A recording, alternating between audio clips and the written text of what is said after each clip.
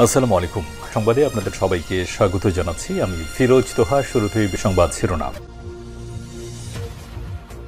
বাংলাদেশের সর্বশেষ গুরুত্বপূর্ণ আপডেট সংবাদে আপনাকে স্বাগত। শুরুতেই সংবাদ শিরোনাম, পরে বিস্তারিত। প্রথমেই জানাবো, মন খারাপ হলে গান শোনাতেন মমতাজ। জুলাই আন্দোলনকালে হাসিনার মন খারাপ হলে গান শোনাতেন মমতাজ। জুলাই আন্দোলনে যখন শেখ হাসিনার মন খারাপ হতো বা মেজাজ খারাপ থাকতো, তখনই মমতাজ শেখ হাসিনাকে গান শুনিয়ে তার মন ভালো করতেন। এই কথা শুনে এজলাসে হাসির রোল পড়ে যায় এবং বিষণ্ণ মমতাজ নিজেও হেসে দেন। বৈষম্যবিরোধী ছাত্র আন্দোলনে রাজধানীর মিরপুর মডেল থানা এলাকায় মোহাম্মদ সাগরকে হত্যার অভিযোগে সোমবার রাত 12:15টায় রাজধানীর ধানমন্ডি থেকে মমতাজকে গ্রেপ্তার করা হয়। এরপর আদালতে শুনানির সময় মমতাজ এই হাস্যোত্তক বক্তব্য দেন। পুরো এজলাসে তার এই হাস্যোত্তক বোকামি কথাবার্তায় সমস্ত জাজেরা হেসে দেন।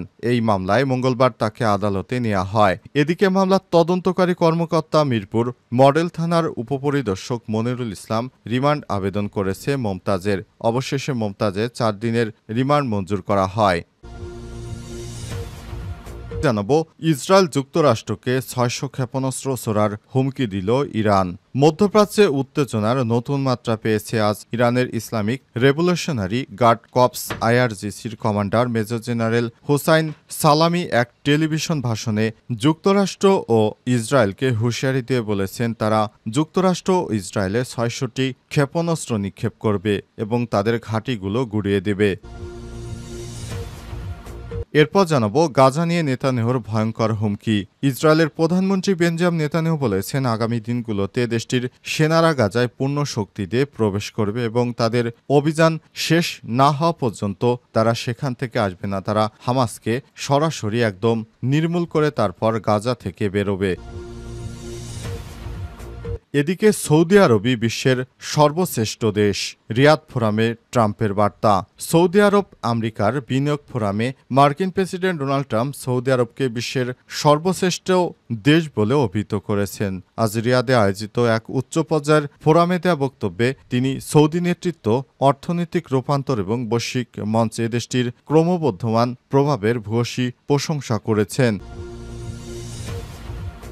জানাবো, গাজায় হাসপাতালও হামলা চালালো দখলদার ইসরায়েল। এক রাতে নিহত 81। ফিলিস্তিনির গাজায় ইসরায়েলি হামলায় কমপক্ষে 81 জন নিরীহ ফিলিস্তিনি মানুষ নিহত হয়েছে। তারা হাসপাতালে হামলা চালিয়ে 81 জনকে হত্যা করেছে। এ পর্যন্ত তারা 36টি হাসপাতাল ধ্বংস করে দেয়। এতক্ষণ শুনছিলেন সংবাদ শিরোনাম, এবারে বিস্তারিত। তবে তার আগে বন্ধুরা, অনুরোধ থাকবে এই সংবাদটিতে একটি লাইক দিন। এই চ্যানেলে আপনি নতুন হয়ে থাকলে আমাদের সংবাদটি দেখতে দেখতে চ্যানেলটি সাবস্ক্রাইব করে রাখুন। কমেন্ট করে বন্ধুরা আপনার মূল্যবান মতামত জানিয়ে দিন আপনি বিশ্বের কোন দেশ থেকে বা বাংলাদেশের কোন স্থান থেকে আমাদের সংবাদটি দেখছেন এবং শুনছেন। আর বন্ধুরা, গাজা যুদ্ধে আপনি যদি নিরীহ ফিলিস্তিনিদের ভালোবেসে থাকেন, কমেন্টে ইয়েস লিখে বিশ্ববাসীকে জানিয়ে দিন। সংবাদটি আপনার সোশ্যাল মিডিয়া ফেসবুকে বন্ধুদের মাঝেও শেয়ার করে দিন, যাতে করে তারাও আমাদের এই লেটেস্ট আপডেট সংবাদগুলো জানতে পারে। এবারে বিস্তারিত। জুলাই আন্দোলনকালে হাসিনার মন খারাপ হলে গান শোনাতেন মমতাজ। জুলাই আন্দোলনে যখন শেখ হাসিনার মন খারাপ হতো বা মেজাজ খারাপ থাকতো, তখনই মমতাজ শেখ হাসিনাকে গান শুনিয়ে তার মন ভালো করতেন। এই কথা শুনে এজলাসে হাসির রোল পড়ে যায় এবং বিষণ্ণ মমতাজ নিজেও হেসে দেন।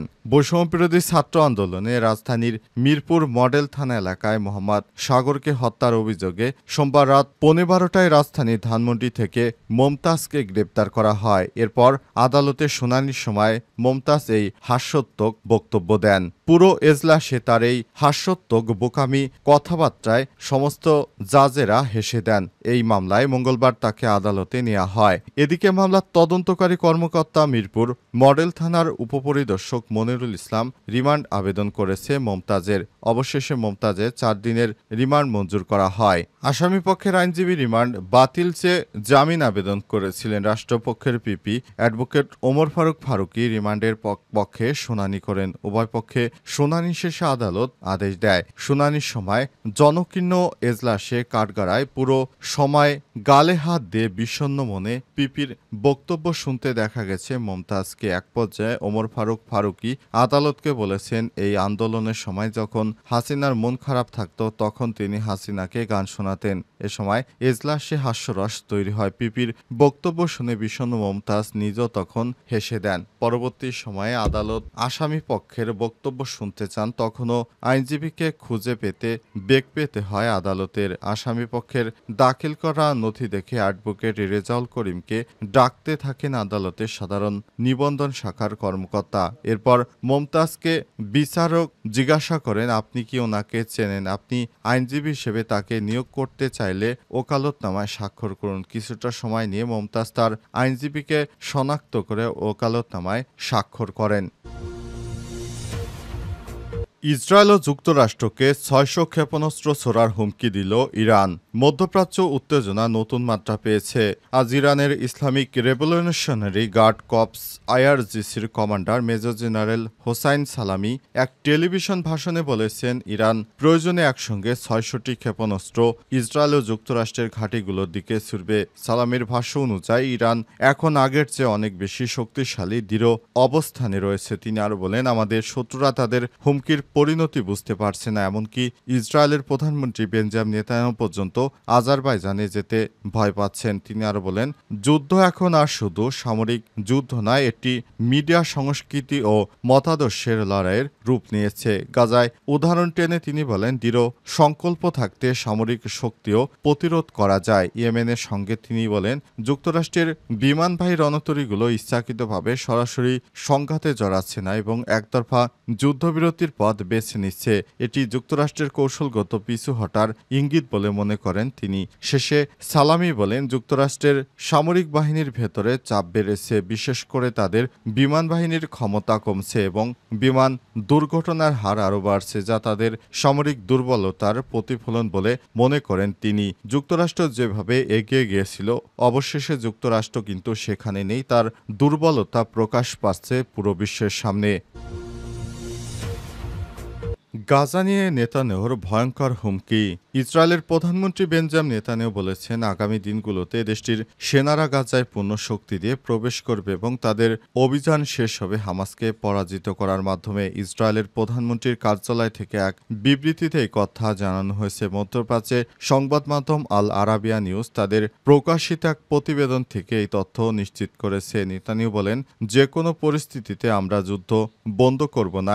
একটি সামরিক যুদ্ধবিরতি হতে পারে, তবে আমরা সর্বাত্মকভাবে এগিয়ে যাচ্ছি। আমাদের লক্ষ্য হামাসকে পরাজিত করা এবং তাদের কার্যক্রম সম্পূর্ণরূপে ধ্বংস করা। প্রধানমন্ত্রী আরও বলেন, আমরা গাজা থেকে ফিলিস্তিনিদের গ্রহণ করতে ইচ্ছুক দেশগুলোকে খুঁজে বের করার জন্য কাজ করছি। আমরা এমন একটি প্রশাসন গঠন করেছি যা গাজার বাসিন্দাদের বাইরেও যার অনুমতি দেবে। তিনি আরও বলেন, আমাদের প্রয়োজন এমন দেশগুলো যারা তাদের গ্রহণ করতে রাজি। গাজা উপত্যকায় যুদ্ধবিধ্বস্ত পরিস্থিতিতে বসবাসরত প্রায় ২১ লাখ মানুষ চরম খাদ্য সংকটের মধ্যে পড়েছে। জাতিসংঘ সমর্থিত খাদ্য নিরাপত্তা মূল্যায়ন বিষয়ক সংস্থা IPC integrated food security face classification জানিয়েছে, গাজায় মানুষের মধ্যে খাদ্য সংকট গুরুতর ঝুঁকিতে রয়েছে এবং তারা দুর্ভিক্ষের মুখোমুখি হতে পারে। অবরোধের কারণে গাজায় ত্রাণ এবং মানবিক সহায়তা প্রবেশ করতে না পারায় পরিস্থিতি আরও খারাপ হয়ে উঠেছে। সংস্থাটি আরও জানিয়েছে, ২০২৪ সালের অক্টোবর মাসে পর গাজার খাদ্য পরিস্থিতি বড় ধরনের অবনতি হয়েছে, যদিও এখনও সেখানে দুর্ভিক্ষ শুরু হয়নি। তবে সংকট গভীর থেকে আরও গভীর হচ্ছে এবং নেতানিয়াহু যে কর্মকাণ্ড শুরু করেছে তাতে করে গাজার নিরীহ মানুষের এখন বেঁচে থাকাই দায়। সৌদি আরবই বিশ্বের সর্বশ্রেষ্ঠ দেশ, রিয়াদ ফোরামে ট্রাম্পের বার্তা। সৌদি আমেরিকান বিনিয়োগ ফোরামে মার্কিন প্রেসিডেন্ট ডোনাল্ড ট্রাম্প বিশ্বের সর্বশ্রেষ্ঠ রাষ্ট্র বলে সৌদিকে অভিহিত করেছেন। আজ রিয়াদে অনুষ্ঠিত উচ্চ পর্যায়ের ফোরামে দেয়া বক্তব্যে তিনি নেতৃত্ব এবং অর্থনৈতিক রূপান্তর ও বৈশ্বিক মঞ্চে দেশটির ক্রমবর্ধমান ভূয়সী প্রশংসা করেছেন। তিনি সৌদি আরবের এতটাই প্রশংসা করেছেন যে তিনি বলেছেন, সৌদি আরব আমার সব থেকে ঘনিষ্ঠ বন্ধু। সৌদি আরবের সঙ্গেই আমি যে বাণিজ্য চুক্তি করতে যাচ্ছি এর মাধ্যমে সৌদি আরব যুক্তরাষ্ট্রের পাশে থাকবে এবং যুক্তরাষ্ট্র সৌদি আরবের পাশে থাকবে।